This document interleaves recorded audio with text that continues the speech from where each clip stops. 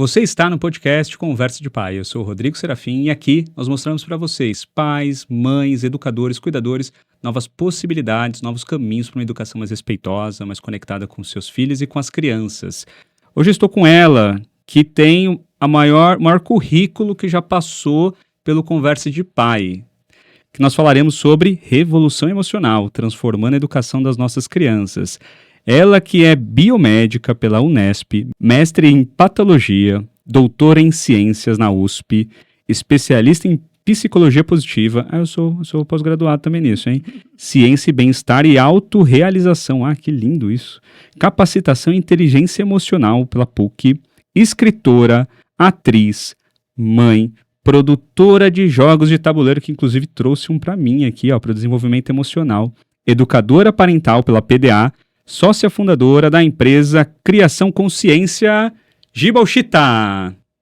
Obrigada pelo convite, Rodrigo. É um prazer imenso estar aqui. Prazer é meu. Giba Uchita, mas é Giovana... Giba Uchita. Giovana Ribeiro dos Santos é o nome de batismo. Então tá bom. Essa é a Giba Uchita, gente. Que incrível ter você aqui. Obrigado. Obrigada. Eu acho incrível que o movimento que você tem criado. É um movimento, né? Eu considero um movimento, é um propósito de vida. Você que fez a especialização em psicologia positiva, você entende. É significado, é propósito. PERMA. Exato. Modelo PERMA. Modelo PERMA, eu adoro. Inclusive tem no meu quadro. Todos os dias de manhã eu olho para ele quando eu trabalho no meu escritório. O meu PERMA. Gi, seguinte. Meu propósito é ajudar pais e mães em caminhos para uma educação que tenha mais conexão com seus filhos, que tenha mais proximidade, que tenha mais respeito. Uma educação muito mais respeitosa. Qual é o seu propósito? Meu propósito eu vou resumir como a comunidade que a gente tem formado, né? As minhas alunas, os meus mentorados, que é como se a gente fosse pedrinhas lançadas na água, reverberando o respeito à infância. Então, o meu propósito é que o respeito à infância se expanda cada vez mais. Nossa, que legal. Eu adorei isso, porque é verdade, quando você joga pedra, eu nunca consegui jogar daquele jeito que as pessoas jogam, assim, que vai tchuc, tchuc, tchuc, tchuc. Sim, eu não jogo. Joga assim, mas reverbera também, né? Exatamente. Que legal. E todo mundo que passa com você, que passa pelas suas formações, que tem conexão com você, eles atuam num processo de reverberar tudo aquilo que você entrega, né? Exatamente. São pontos focais. Muito, muito bonito. E me conta, como é que surgiu a Criação Consciência? Nossa, vamos lá. O Criação Consciência, na verdade, é um projeto que nasceu durante a pandemia, depois ele se tornou empresa, mas o movimento de querer buscar mais respeito, de querer falar sobre uma educação menos violenta, surgiu quando meu filho estava com 2 anos e pouco, e que eu me vi numa situação muito difícil, né? Meu sogro estava internado, minha filha recém-nascida, e eu me vi repetindo padrões de violência com meu filho.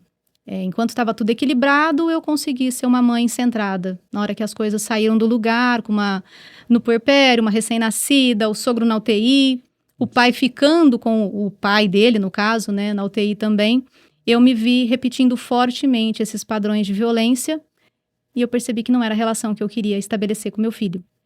Do ponto de vista emocional, eu já tinha uma consciência muito maior nunca falei pra ele não é motivo pra chorar, não chora não doeu nada, isso eu nunca disse. Mas do ponto de vista comportamental, eu não sabia lidar e eu achava que ele estava fazendo de propósito, que sabe muito bem o que estava fazendo. O quê? Que era contra você. Não era nem que era contra mim, mas que sabia muito bem, tinha consciência plena e que aquilo era uma afronta, né? E daí eu ia pra cima e me vi repetindo esses padrões, esses ciclos. Eu comecei a estudar e foi um movimento meio natural entrar na educação emocional, porque a emoção para mim é a base de tudo. E conforme eu fui mergulhando, aí que a gente chegou na educação emocional de fato. E para mim ela continua sendo a base de tudo e quanto mais eu estudo, mais eu tenho certeza disso, né? A própria neurociência fala que todo comportamento tem uma base emocional. Então, quando a gente trabalha as emoções, a gente consegue mudar os comportamentos em longo prazo. E você ajuda com base na ciência, com dados... Sim. Que essa questão da educação emocional, ela interfere, de fato, na criação dos nossos filhos. Essa é a sua base hoje do que você entrega nas redes sociais, nas suas palestras? O que eu sempre falo é sempre esse desenvolvimento da inteligência emocional para que a gente possa melhorar as relações. Então, eu formo profissionais para que eles possam orientar os pais ou para que eles possam lidar com crianças de uma forma mais respeitosa ou lidar com adolescentes de uma forma mais respeitosa. Então, tem várias histórias muito bonitas, né? Eu não sou professora atualmente, eu dava aula para adultos, mas eu tenho várias alunas de ensino infantil, de ensino de fundamental e médio, diretora de escola, psicólogas, e todas elas sempre falando, né, da resposta que esses adolescentes dão, da resposta que esses pais dão.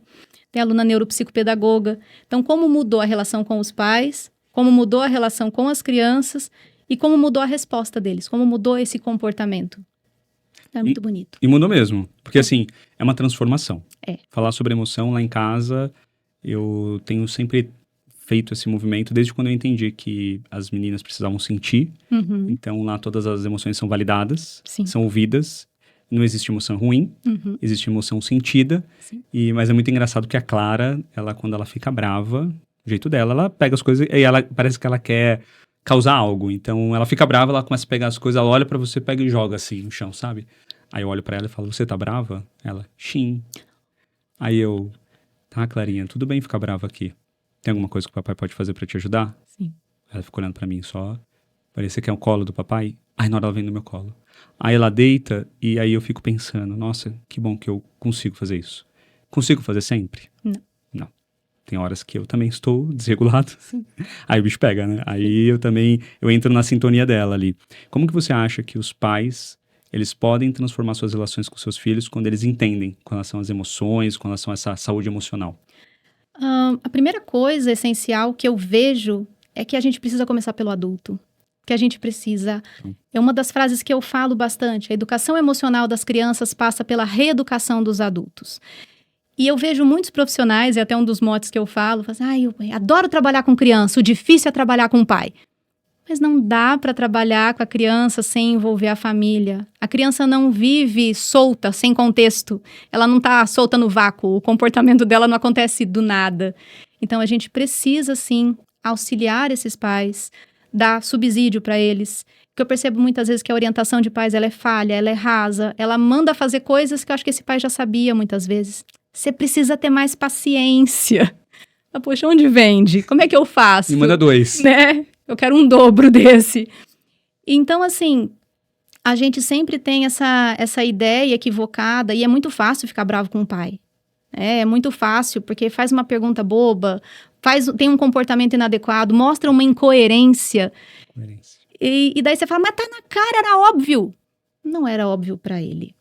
Então, a gente sempre trabalha com essa ideia de auxiliar o adulto a acolher o próprio sentir primeiro, para poder acolher o sentir do filho. Então, que nem nas redes sociais, nos próprios jogos, igual você falou, é através da ciência? É através da ciência, mas eu trago sempre para o lúdico. Então, eu desenvolvo uma porção de ferramentas, com carinha bonitinha, com emoji, ferramentas fáceis de aplicar, simples, porém daquela maneira, né? É fácil você ser complicado, o difícil é você ser simples. Então, eu sempre vou para esse lugar mais fácil. E algumas pessoas até me perguntam, mas serve para adolescente? Serve para adulto? Serve? Eu falei, olha, todo mundo sente emoção, sem exceção. Os motivos daquela emoção é que são diferentes. Mas se eu perguntar para você, que dia que você se sentiu triste, a última vez que você se sentiu triste, você vai ter uma história para me contar. Se você perguntar para sua filha, quando foi a última vez que ela se sentiu triste, ela vai ter uma história para contar. Então, eu falo que a emoção é o que nos conecta, é o que nos faz humanos. E quando a gente compartilha essa humanidade, é que a conexão acontece. Emoção nos conecta. A emoção nos conecta. Vou te contar o que a gente faz lá em casa. A gente faz todos os dias. Inclusive, aí quando a Melina esteve aqui, no episódio 23, ela contou da oração que ela faz com os filhos todos os dias à noite. E eu comentei, falei, nossa, que lindo, né? E é muito legal esses rituais. E eu tenho um ritual lá em casa também, que a gente fala do feliz e do triste. Todos os dias. E nós fazemos isso há mais de 2 anos. Nós perguntamos, inclusive quando nós não fazemos, porque às vezes a gente está muito cansado, ou porque nós de fato estamos com dificuldade de achar o que foi feliz, a Ana fala assim, mas hoje não tem feliz e triste? Aí ela fala assim, e é incrível, porque aí eu falo até pra Mayara, olha como ela já sabe. E tem horas que ela não fala, e aí a gente ajuda. E a gente percebe que, pra nós, às vezes, é um acolhimento, porque é um acolhimento do nosso sentimento. Porque às vezes eu deito ali do lado dela e falo, meu Deus, não tive nada feliz hoje. Aí eu fico pensando, o que foi feliz hoje? E de repente, acontece uma luz na minha cabeça e começam a vir várias coisas felizes. Por exemplo, de estar com elas, de estar no momento ali com a minha família, de ter feito alguma coisa que realmente me fez bem. Por exemplo, fazer isso que eu faço aqui agora, como você falou de reverberar, né, de jogar essas pedras na água para que elas reverberem. Eu sinto que o podcast é isso também. Então, eu me sinto tão feliz. E esse ritual, às vezes, o triste para nós, também é complexo. Porque, às vezes, por exemplo, quando eu e a Mayara temos algum tipo de desentendimento. E isso é triste para mim. Como que eu falo isso sem causar, né? Falar, eu briguei com a sua mãe porque eu não aceitei o que ela... Pô, eu não posso causar esse problema, né? Então, essa questão de a gente abraçar as nossas emoções, os nossos filhos verem que nós estamos abraçando, isso também dá espaço para que eles sintam, para que eles falem sobre emoção também. Me fala deste jogo, porque eu entendi que você busca caminhos para facilitar essa troca de ideias sobre emoção. E o jogo para criança é algo lúdico. Sim. Você consegue trazer algo extremamente complexo, na visão de algumas pessoas, para o lúdico. Como é que funciona o jogo? Me conta. Viagens nas emoções. Viagem nas emoções, esse daqui é o nosso carro-chefe, né? Ele ficou esgotado já algumas vezes e ele realmente é simples. E daí tem uma história bonitinha para contar sobre ele, vou compartilhar. Quando a gente começou a trabalhar com emoções, eu falei, bom, como é que eu vou fazer isso? Aí fui lá com a cara e com a coragem, criei e fomos jogar, pandemia acontecendo. Minha filha tinha 3 anos, pouquinho. E eu lembro que ela caiu alguma coisa do tipo, que emoções você sentiu hoje? Alguma coisa do tipo. 3 anos. Ela virou e falou assim, eu senti raiva, eu senti tristeza, eu senti frustração e eu senti empatia. Eu falei, não, peraí. Eu falei, que horas foi isso? Na hora que você me pediu para guardar os meus brinquedos.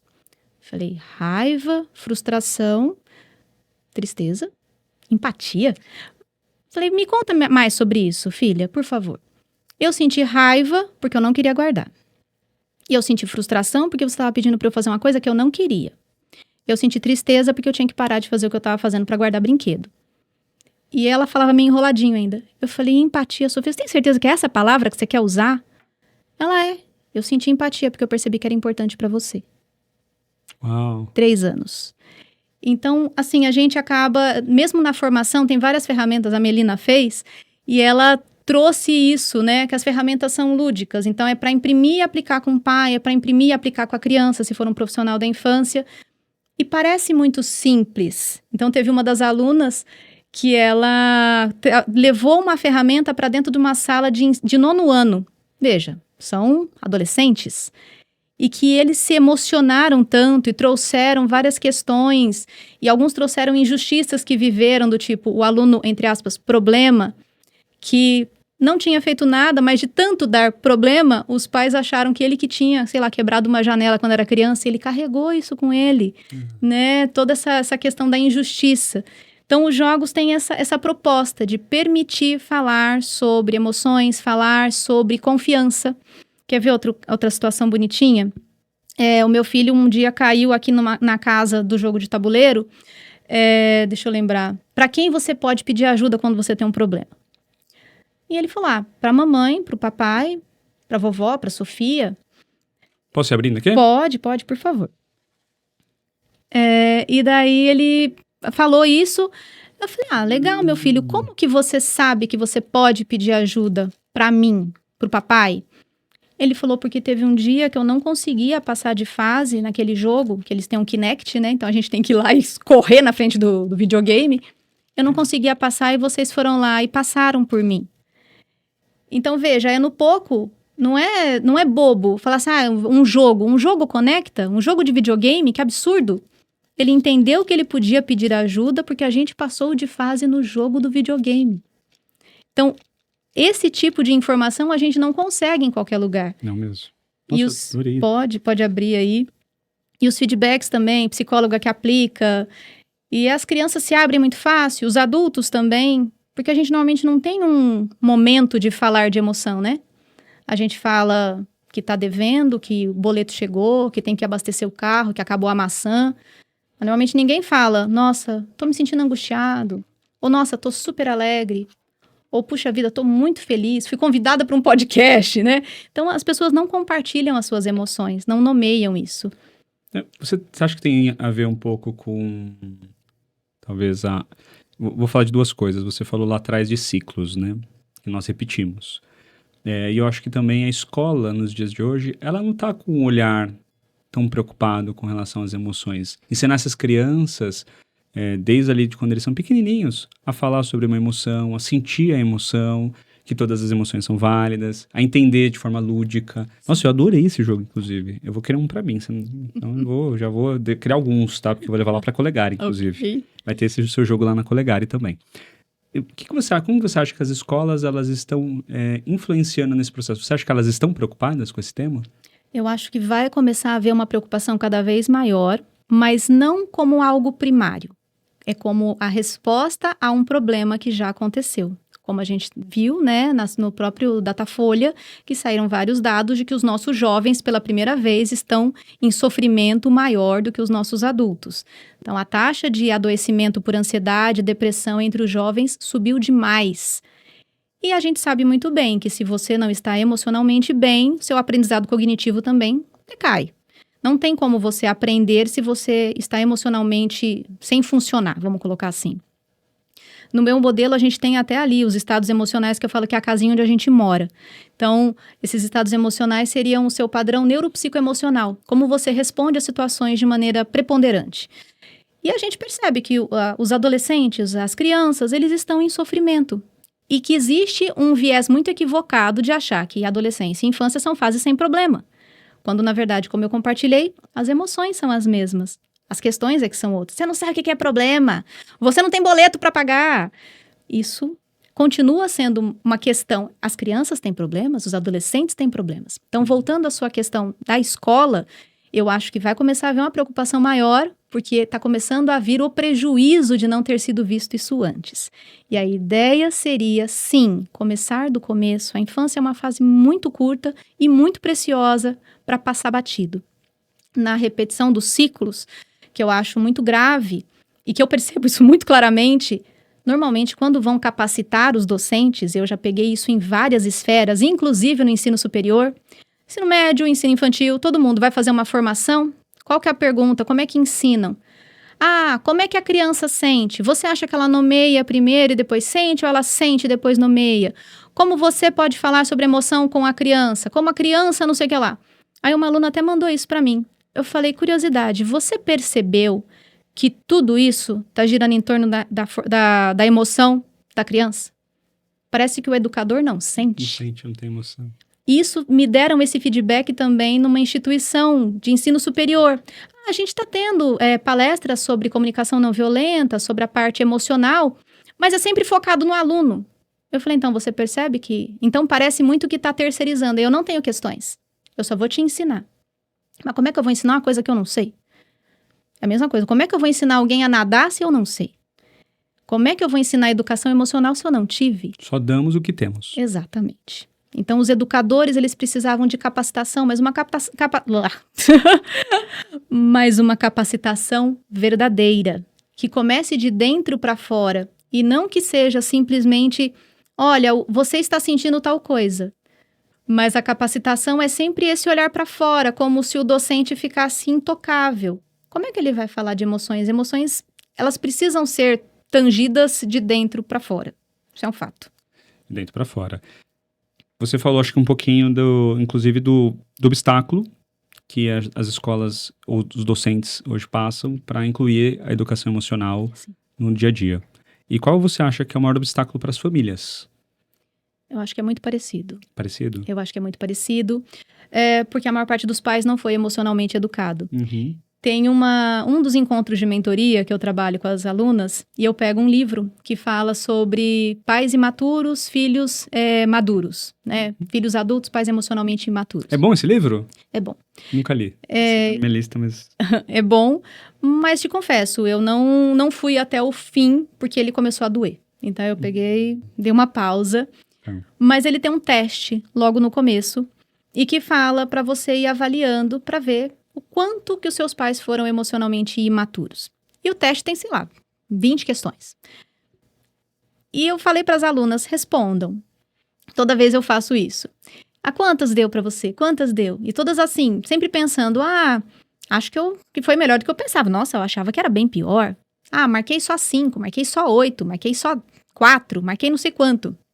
Aí, dando um spoiler no final do teste, parece assim, se você marcou pelo menos uma, é sinal de que você provavelmente lidou com imaturidade dos seus cuidadores principais. E daí eu pego isso e falo para elas, olha, os pais que vão chegar para vocês atenderem, 99% serão emocionalmente imaturos. Então, a gente vai precisar trabalhar com isso. Eles também não tiveram educação emocional. Então, a mesma coisa, quando chega para fazer orientação de pais, normalmente fala, você precisa validar a emoção. Esse pai normalmente foi tão silenciado que ele não consegue validar nem o que ele mesmo sente. Perfeito. Então, ele não consegue validar a emoção do filho. Para ele é uma grande bobagem, porque ele se silenciou tanto que ele desconectou. Eu aprendi também que... Tô só falando coisas que a Melina falou. Gente, tô falando da Melina porque ela tá no backstage aqui hoje, tá? Mas a Melina falou uma vez que... Eu não vou lembrar as palavras que ela usou, mas quando nós não sabemos de algo, não existe. Então, se eu não sei falar sobre emoção, é como se ela não existisse. Então, eu sinto raiva, mas eu não sei o que é raiva. Eu sinto tristeza, mas eu não sei o que é tristeza. E como eu vou chegar, vou sentar com as minhas filhas, eu vou falar sobre emoção, sendo que eu nunca soube sentir ou soube dizer aquilo que eu estava sentindo. Concordo plenamente com você. E eu vivi isso, né? Então, também não foi por acaso que eu cheguei nesse ponto. Eu estava num ponto de dissociação tão grande, né? De mim, com as minhas próprias emoções lá, né? E dos tempos 2009... que eu não sabia mais o que eu estava sentindo. Daí, do nada, a gente explode nos lugares completamente aleatórios. A pessoa te causa um mal-estar aqui, mas você não explode com ela, você não fala com ela, você vai ter um momento aleatório, em outro lugar. Eu falo, nossa, do nada. Não é do nada. Nunca é do nada. Do nada não existe. Exatamente. Nunca é do nada. E a gente vai percebendo que é por quê? Falta de autoconsciência. Uma outra coisa interessante, quando uma pessoa não tem uma boa autoconsciência, um dos parâmetros para avaliar a autoconsciência emocional, que a gente chama na metodologia de mapeamento interno, é a distância que há entre o que você transparece e o que você está sentindo. Então, uma das coisas que me diziam muito, nossa, você parece tão tranquila. Por dentro eu estava um turbilhão, mas o que eu demonstrava era placidez. E eu estava péssima. Existe um teste para ter essa... Então, são parâmetros normalmente que você faz aqueles feedbacks 360. Sei. Então, você faz essa avaliação de como você está sentindo. Então, tem alguns parâmetros aí que o próprio Daniel Goleman menciona. Para você avaliar como que está. Mas é só um dos parâmetros esse, né? Mas eu acho interessante, porque muita gente fala, nossa, as pessoas acham que eu sou brava, mas eu sou tranquila. Ou as pessoas acham que eu sou tranquila, mas eu sou super ansiosa. E muitas vezes a própria pessoa não se dá conta do que ela está sentindo. Às vezes o outro precisa mostrar. Nossa, é verdade. Você sabia que as minhas filhas me ensinaram muito sobre isso. Imagina. Com toda a sua sabedoria. Porque a partir do momento que eu quero ensiná-las, eu preciso entender, aí eu começo a reparar mais, aí eu começo a sentir mais. Isso é muito louco, né? Sim. Nossa, os nossos filhos, como que você é na sua casa? Você sempre aprende com seus filhos também? Nossa, muito. Mais do que a PUC e a USP aqui? Eu acho que é um compilado de coisas. Eles são, como é que eu vou dizer? Eles são a força motriz que me coloca em movimento para ir atrás de mais conhecimento e mais subsídio. Eu acho incrível o quanto que eles são livres de vieses. Eu vou contar uma história que não tem nada a ver com emoção diretamente, mas que me pegou profundamente. Meu marido é músico. Ele estava fora fazendo um show. E minha filha estava com uma boneca e com a filhinha da boneca. Meu filho vira do nada. Mamãe, cadê o papai? Falei, tá fora fazendo show, meu filho. Já tinha te falado. Não, mamãe. Cadê o papai da boneca? Aí eu olhei. Falei, então, meu filho, normalmente quando a gente compra mamãe e bebê.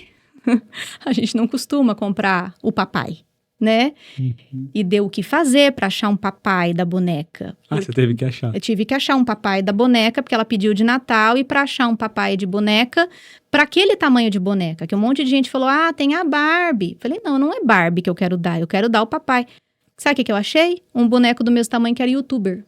Não existia um papai da boneca. Então, assim, livrar-se desses vieses, né? Perguntar, às vezes eu falo para ele, meu filho, tem muito essa questão, mas todo mundo vai. Falei, não somos a família dele, somos a nossa. Em outras famílias tem outros valores, outras maneiras de se lidar com as coisas. Algumas famílias acreditam na punição, a gente não. Eu falei, meu filho, você sabia que antigamente se acreditava que bater era o melhor caminho, e que isso ainda acontece muito, a minha filha olhou pra mim tão indignada. Mas por quê? Né? Por quê? Tipo, você não pode me bater. É errado. A criança nasce com esse senso muito presente. Nossa. Só que ela vai sendo desconstruída conforme fala, eu te bato porque eu te amo, eu te bato pra te educar, eu te bato porque eu sei mais do que você. E a gente vai desconstruindo uma sabedoria que viria pronta, né? A gente vai tirando a autenticidade, né? Aos poucos. A autenticidade e enchendo de vieses, né? E enchendo de vieses, os nossos, que foram aprendidos com alguém que também sofreu mesmo. Exatamente. E que também sofreu, que também sofreu. E os ciclos vão se repetindo. Exatamente. E que bom, nós estamos quebrando, né? Sim, Acho que esses movimentos... Me conta da sua formação. Você falou alunas algumas vezes. sim. Me conta porque eu estou super interessado. Vou até anotar aqui já os detalhes. A gente tem uma formação que é reconhecida pelo MEC, é uma formação profissional, em que a gente traz todo o caminhar para permitir que a pessoa comece a atender famílias. Então, para quem já é profissional da infância, você tem mais ferramentas ainda para lidar com crianças e adolescentes. E para quem quer ter uma nova profissão, você pode começar a atender esses pais. Então, a gente tem todo um caminhar, e daí eu tenho sempre uma pirâmide, na qual a gente começa inicialmente olhando para si.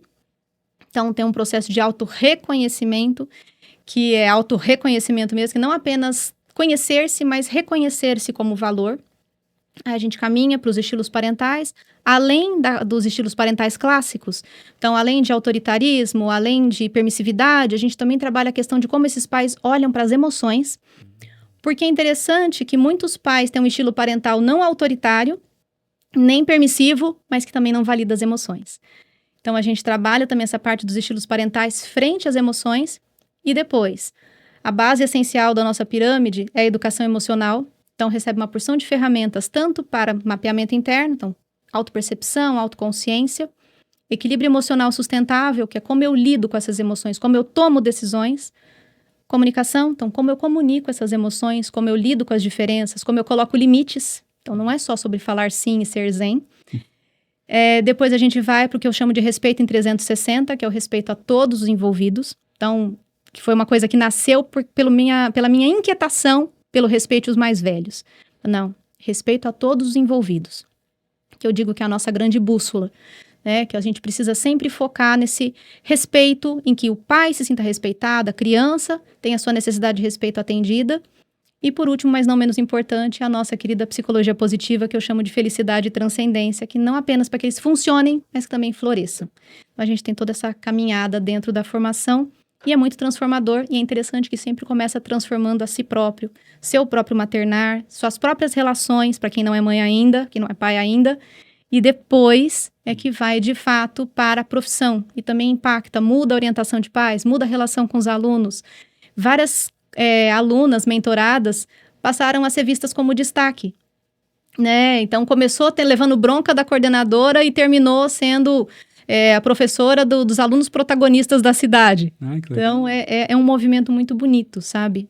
Posso te fazer algumas perguntas? Claro. Numéricas. Numéricas. Não sei responder números, mas vamos lá. Eu não sou muito boa, vamos lá. Quantas pessoas já se formaram com você? Excelente pergunta. Acho que aproximadamente 50. 50 pessoas. Isso. Dessas 50 pessoas que já se formaram com você, quantos eram homens? 2.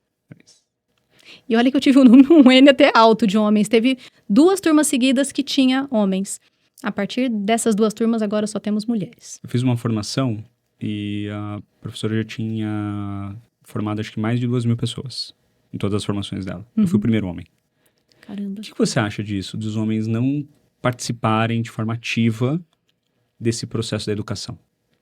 Volta para a pergunta que meu filho me fez. Cadê o papai? Cadê o papai boneca? É o que a sociedade talvez traz. Desde o brinquedo, o cuidado está atribuído à mãe.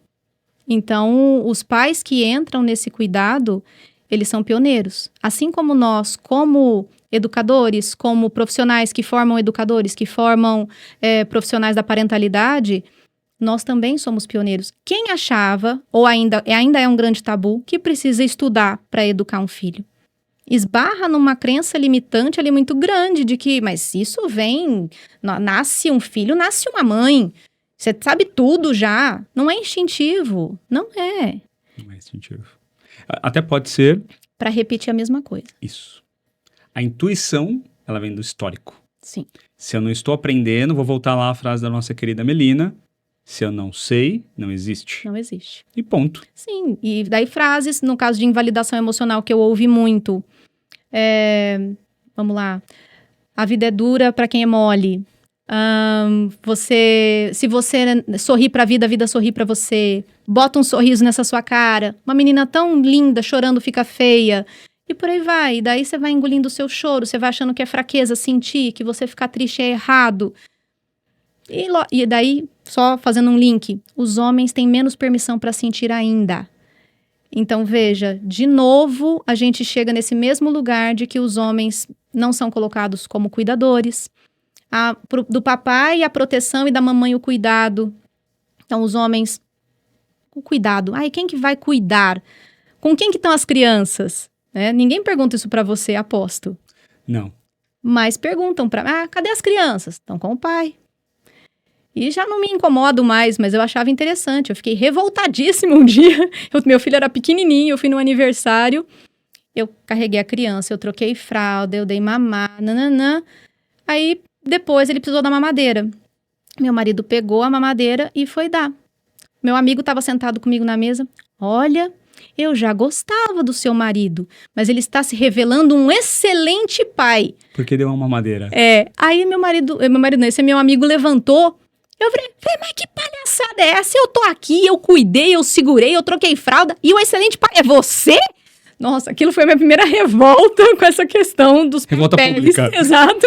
Aí meu marido, mas o que eu fiz? Eu falei, você não fez Eu nada. só dei uma mamadeira, meu Deus. Não era pra eu ter dado a mamadeira? Aí nós já pensamos, ai meu Deus, eu dei uma mamadeira errada. Mas você trouxe aqui um ponto, eu até anotei aqui. Você me deu um insight. Homens não são colocados como cuidadores. Eu acho que eu escrevi um livro, junto com outros 29 pais super inspiradores, chama Pai Presente. E foi incrível, né? Tivemos ali o Piangers, que foi o pré-faciador, tivemos o Humberto Baltar, que foi o pós-faciador e também foi um coautor, o Gal, que foi a pessoa que coordenou. E eu fui convidado agora para participar do segundo, Pai Presente 2. Eu serei um dos coordenadores junto com o Gal. E para mim tá sendo muito legal, assim. E aí ontem a gente fez a primeira reunião e a gente estava discutindo exatamente sobre isso. Por que os pais, eles não são colocados hoje como cuidadores? É que a sociedade fala. Aí o que eu comento é o seguinte, nós estamos numa bolha. Por quê? Eu estou numa bolha. Porque as pessoas que eu vou falando são pais realmente presentes, mas é muita minoria. Sim. E aí eu fico perguntando o seguinte, o pai, que ele quer subir na carreira, quer ser um profissional melhor, o que ele faz? Ele estuda. Vai lá, procura formação, viaja, conhecimento. E por que as pessoas acham que para ser pai ou mãe, não precisa buscar? É só a sua missão mais importante nessa vida. É o trabalho mais importante da vida. Sim, é o seu único legado que é pro resto da sua vida e além. Nossa, a gente colocou várias fases de efeitos aqui numa sequência maravilhosa. Né? Muito chique. Porque é verdade, meu. Sim. Eu fico me perguntando assim, eu falo, cara, será que... Eu estudo muito. E mesmo estudando muito, eu tenho tanto desafio, gente. Eu fico pensando em alguns pais que eu conheço da minha rede de relacionamento que não aceitam ou acham que é tipo, isso aí é... Bobagem, é mimimi. Bobagem, é mimimi. Bobagem isso aí, cara, pelo amor de Deus. Criança tem que ir lá, pegar o chinelo e inclusive quando falam isso pra mim, antigamente, tinha uma amiga minha até que falava, quando você não sabia, era normal, agora quando você sabe, dói. Eu pego o chinelo hoje quando falam, eu falo, não. É porque é um crime. Você queria que eu pegasse o chinelo e batesse em você? Sim. Ou alguém que você não conhecesse, ou alguém que você respeita, que você... Cara, é muito louco isso. Você falou um negócio muito legal do respeito 360. E isso, inclusive, eu falo muito lá em casa, pra minha filha.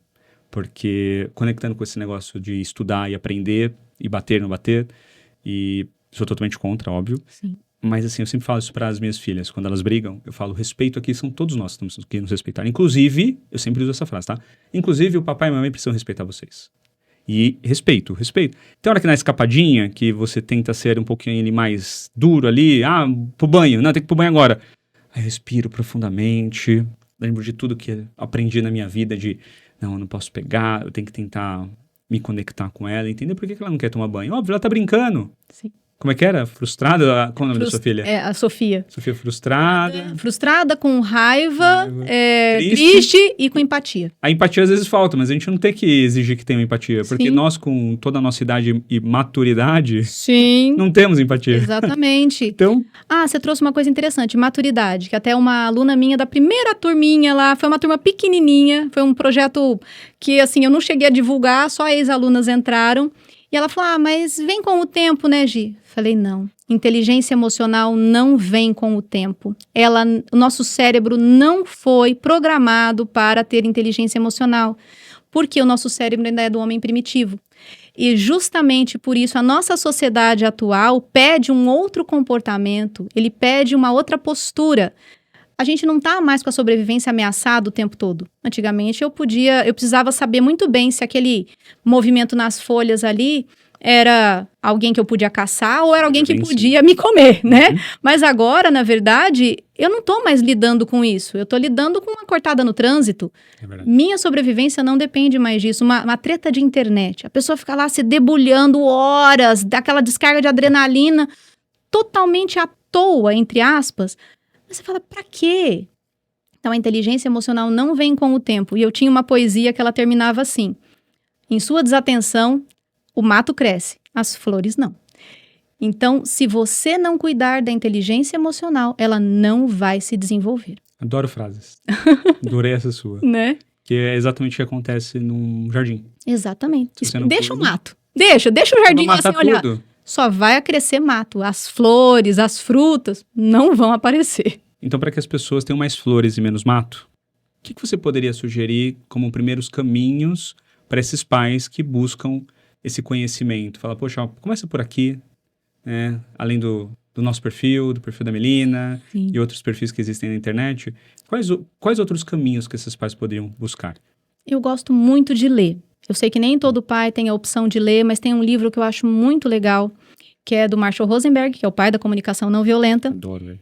E ele é fininho, e ele se chama Criar Filhos Compassivamente. Eu não sei nem quantas páginas tem, mas ele é finíssimo. E ele já traz uma introdução interessante do tema. Logicamente que você tem que ter um certo nível de consciência para aquilo fazer sentido. Mas começar permitindo sentir, nomeando as próprias emoções. Tem uma coisa que eu acho muito legal, que foi o que eu falei. Você fala que tá faltando maçã, que precisa abastecer o carro. Você fala que tá atrasado. Você fala tudo isso. Você conta até fofoca. Mas você não fala, não sai nomeando como você se sente. Então, acho que é o primeiro passo em casa. Parar. Às vezes eu falo, nossa, eu estou ansiosa. E às vezes as crianças começam a ficar empolvorosas ali.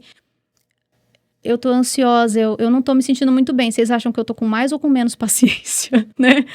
Com menos. Vocês podem colaborar um pouco mais? Obrigada, né? Então, eu dou também essa parte dos avisos, compartilho, né? O que você está sentindo? Exato. Por exemplo, teve um dia que eu peguei as crianças na escola e era dia do aniversário de morte do meu pai. E eu passei o dia inteiro meio mal. Falei, olha, eu estou triste hoje. Eu estou triste. Fez o aniversário de morte do vovô. E eu tô sentindo falta dele hoje. E daí eles, falei, como é que vocês estão sentindo? Eu tô feliz que aconteceu tal coisa. Eu tô ansioso para receber tal resposta. Então, é nesse lugar também de falar da própria humanidade. Quando eu era criança, eu achava que adulto não sentia.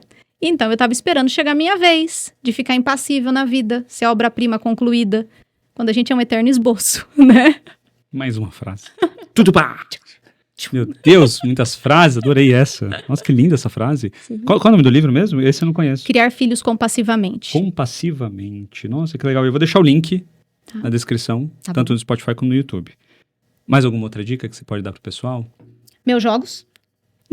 Nossa, eu adorei esse jogo, inclusive. Depois eu te passo o link também. A gente pode deixar lá na bio também. Tá bom. Bio não, no link do episódio. Os jogos, porque eles permitem essa conversa no lúdico, né? Vamos jogar um jogo de tabuleiro. Então, e permite que o adulto fale sobre o seu sentir, sem também se sentir tão colocado na parede. É um jogo, você está falando sobre emoções. E trazer isso, eu acho que é esse caminho de começar a falar sobre como a gente se sente, porque é isso que nos conecta, e poder validar. E validar, eu acho que está se perdendo muito, que educação respeitosa, educação não sei o quê, e as pessoas vão para um lugar que é sem limite.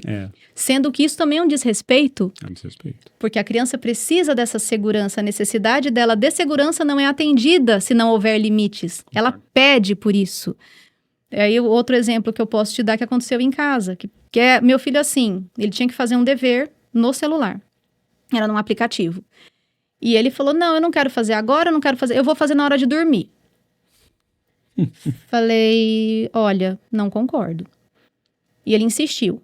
Eu falei, vamos deixar isso muito claro. Você não vai fazer perto da hora de dormir, por causa da luz azul, vai atrapalhar o seu sono. Não vai. Tendo em vista isso, você tem essas outras 3 opções. Nesse horário não vai acontecer. Você pode fazer no horário especial, que é o horário que a gente brinca junto. Como estava atrasado, eu ia abrir o precedente dele fazer esse dever. Ou você pode fazer agora. Vou fazer no horário especial. Falei, então tá bom. Porque na hora de dormir você não vai fazer. E ficou muito, na hora que eu falei pra ele que ele não ia, que era um limite ali, não teve nem argumentação. Porque acho que essa coerência também.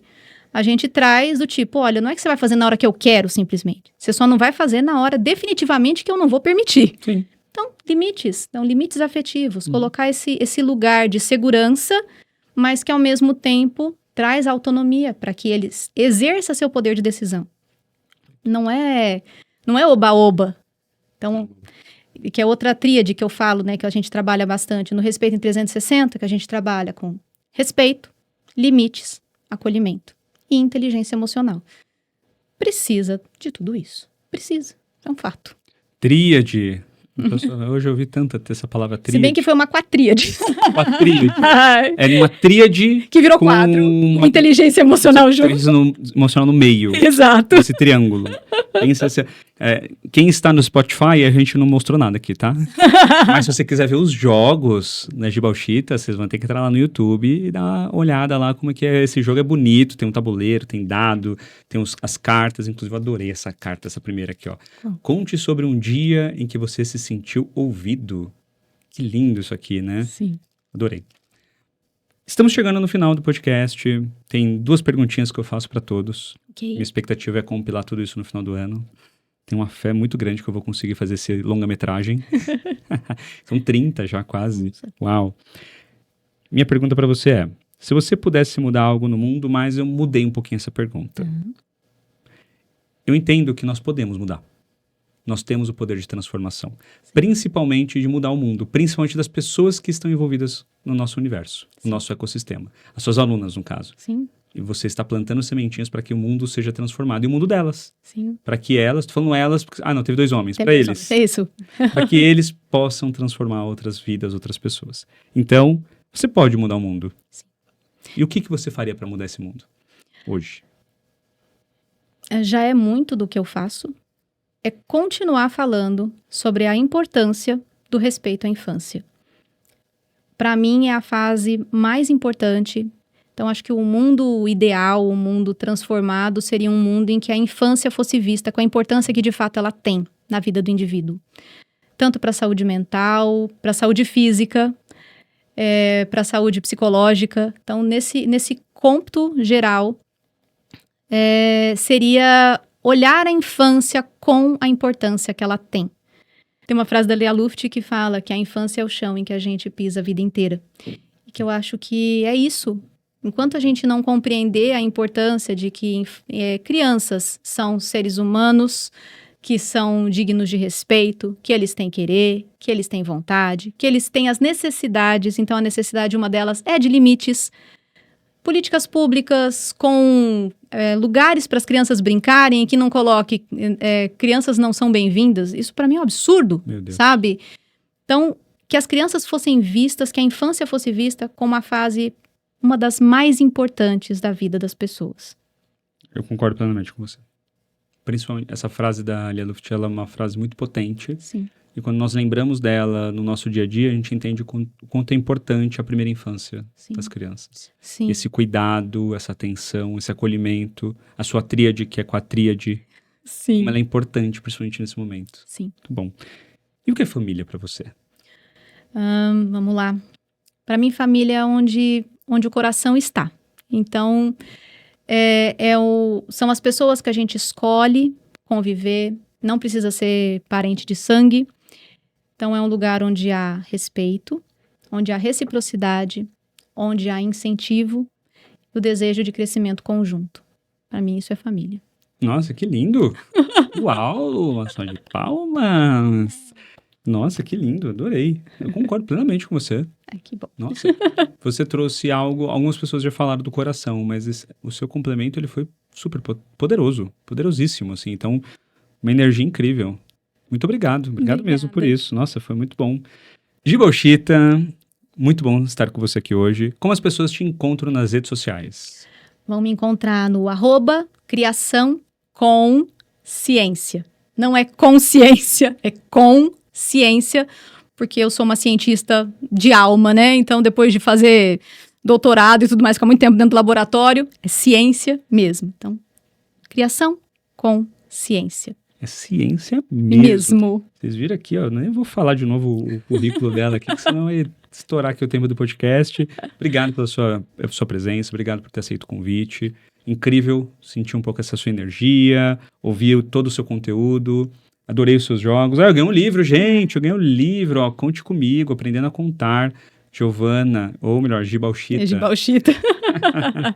Obrigado, inclusive, pelo livro. Imagina. As meninas adoram livros, é impressionante como elas gostam. Ai, que bom. Exemplo. Então, nós estamos já cultivando e plantando a sementinha do exemplo, do quanto é importante a leitura. Sim. Você que ficou comigo até o final, obrigado pela sua presença aqui hoje. Não esqueça de ir lá e se inscrever no canal, seja do YouTube, do Spotify, para você sempre receber novidades sobre o podcast. Entra lá também no Instagram, Conversa de Pai, @Conversa de Pai, para você ver os cortes, ver tudo que está rolando, os convidados que estão chegando, o calendário. Vai lá também no meu perfil, @Rodrigo V. Serafim. Lá eu conto para você um monte de coisa.